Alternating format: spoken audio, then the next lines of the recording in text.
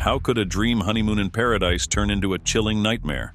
Michaela McAreevy, a 27-year-old teacher from Northern Ireland, had just married the love of her life, John McAreevy. The newlyweds chose the idyllic island of Mauritius for their honeymoon, envisioning days filled with sun, sand, and the pure joy of starting their lives together. But paradise has a way of deceiving, and what was supposed to be a blissful escape became the scene of an unspeakable tragedy that would reverberate across continents. On January 10, 2011, the day that changed everything, Michaela and John were enjoying their stay at the luxurious Legends Hotel. The morning had been like any other, with the couple basking in the warmth of the tropical sun, relishing in their newfound marital bliss. After a leisurely morning by the pool, Michaela decided to head back to their hotel room to grab some biscuits to enjoy with her tea. John stayed behind, not thinking for a moment that this would be the last time he would ever see his wife alive. As the minutes passed and Michaela didn't return, John began to feel an uneasy knot forming in his stomach. Maybe she had gotten caught up in something, or perhaps she was on the phone with family. But as the time ticked by, that knot tightened. Concerned, he went back to their room, expecting to find her inside, perhaps distracted or freshening up. But instead, he was met with a locked door, a door that was locked from the inside. Alarmed, John called out to Michaela, knocking on the door, but received no answer. Panic quickly set in. With the help of hotel staff, he forced the door open, only to be confronted with a scene of absolute horror. Michaela lay motionless on the bed, her body lifeless and cold. It was clear that she had been strangled. The joy of their honeymoon had been violently shattered in an instant. The initial theory was as simple as it was tragic. The police surmised that Michaela had walked in on a robbery in progress. The Legends Hotel, despite its luxury, was not immune to crime, and the idea that a thief, caught off guard by Michaela's sudden return, had panicked and killed her seemed plausible. But as the investigation unfolded, the story that emerged was far more convoluted and disturbing than anyone could have imagined. Mauritian police quickly identified two suspects, Avinash Tribhuwan and Sandeep Mania, both employees of the hotel. Tribhuwan, a housekeeping staff member, and Mania, a more senior hotel employee, were accused of entering the McAreevy's room with the intent to steal. According to the police, when Michaela unexpectedly returned, they attacked her, strangling her in a desperate bid to avoid being identified. It was a straightforward narrative, bolstered by a confession from Tribhuwan after what was described as a lengthy interrogation, but things were not as they seemed. Shortly after his confession, Tribhuwan retracted it, claiming that it had been coerced by the police through violence and threats. He described brutal treatment during the interrogation, stating that he had been beaten until he agreed to sign the confession. This revelation cast a dark shadow over the investigation, raising serious doubts about the integrity of the police work and the possibility that an innocent man had been coerced into taking the fall. Despite these serious allegations, both Tribhuwan and Mania were charged with Michaela's murder, and the case was brought to trial. The trial, which attracted intense media attention, especially in Northern Ireland and Mauritius, quickly became a flashpoint for discussions about justice, police conduct, and the treatment of suspects in Mauritius. The prosecution's case hinged on the confession, as well as forensic evidence that they claimed tied the men to the crime scene. They painted a picture of two opportunistic thieves who saw a chance to steal from a wealthy tourist's room. When Michaela walked in on them, they panicked, and in the chaos, they strangled her to death. It was, they argued, a clear-cut case of a robbery gone wrong. But the defense was relentless in their challenge to this narrative. They pointed out glaring inconsistencies in the police investigation, particularly the lack of physical evidence directly linking the men to the crime. The timeline, they argued, made it highly improbable for the two men to have carried out the crime in the brief window when Michaela was alone in the room. Most critically, they attacked the validity of Tribhuwan's confession, highlighting the allegations of police brutality and coercion. The defense argued that the confession was not only unreliable, but had been obtained through illegal and unethical means.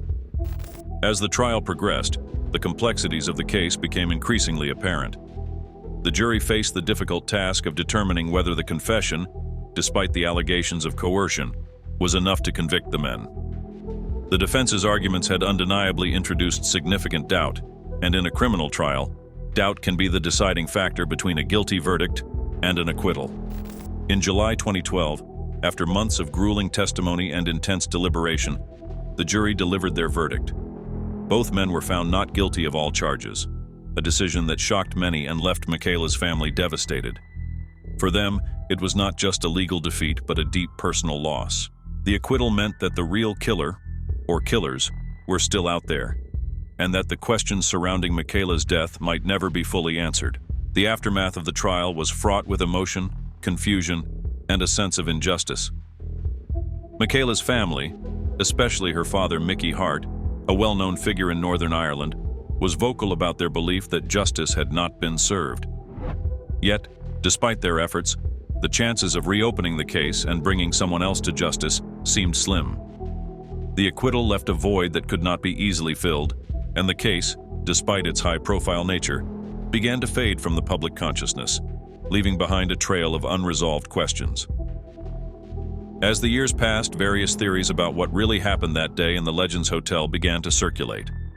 Some believed that the robbery theory was correct, but that the wrong men had been put on trial. Others speculated that there was more to the story than a simple robbery, that perhaps Michaela had stumbled upon something she wasn't meant to see, leading to her being silenced. These theories, however, remain speculative, with little concrete evidence to support them. The truth, it seems, may be forever buried under layers of confusion, missteps, and perhaps something more sinister. The case also raised serious concerns about the Mauritian justice system, particularly in how it handles cases involving foreign nationals. The allegations of police misconduct, the questionable handling of evidence, and the overall conduct of the investigation were all brought into sharp focus. For many, the trial and its outcome were not just about Michaela's death, but also about the broader issues of justice, fairness, and the treatment of individuals within the legal system, especially in a country far from home. The complexities of the case were not only legal, but also cultural. Mauritius is a nation with a rich blend of cultures and languages, including Creole, French, and English.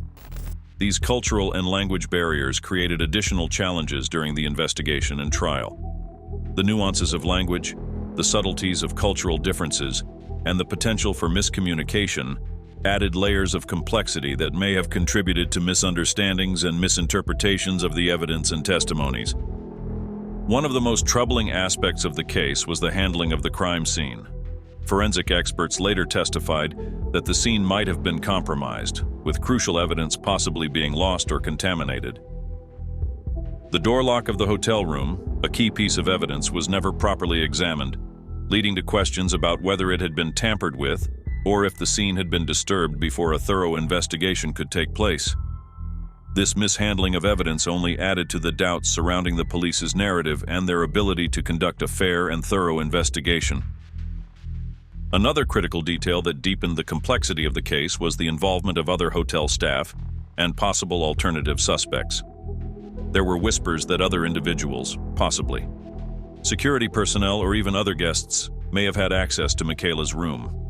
These alternative suspects were never fully investigated, leading some to believe that the focus on Tripuwoon and Monia was driven by a desire to quickly resolve the case and protect the hotel's reputation, rather than uncovering the full truth. The trial also highlighted the intense media scrutiny surrounding the case.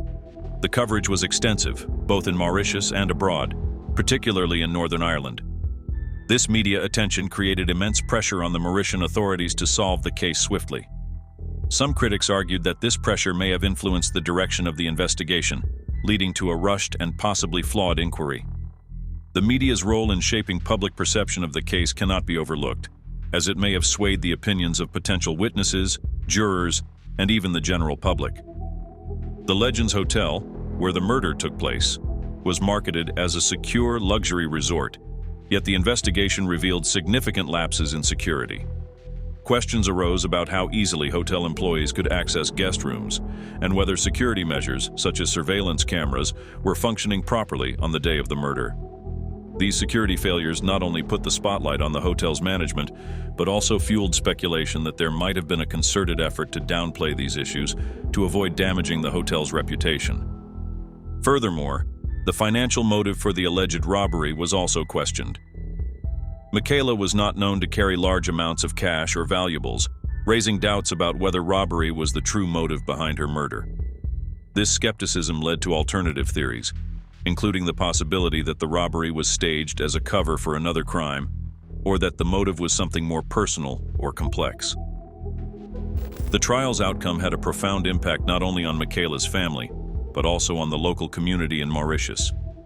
The acquittal of Tribhuwan and Monia was met with mixed reactions, with some locals feeling that justice had not been served, and others believing that the men were victims of a flawed investigation.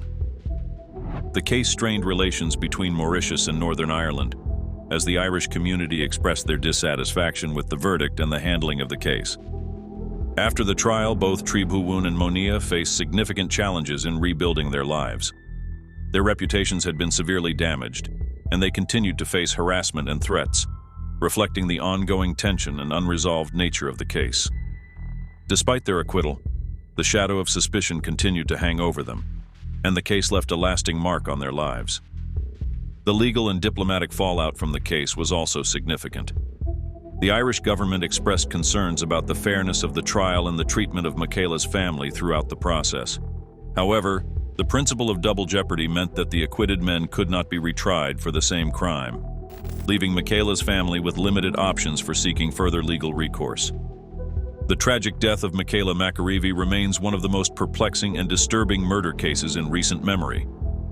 It is a case filled with unanswered questions, possible miscarriages of justice, and a sense of profound loss that continues to haunt those involved.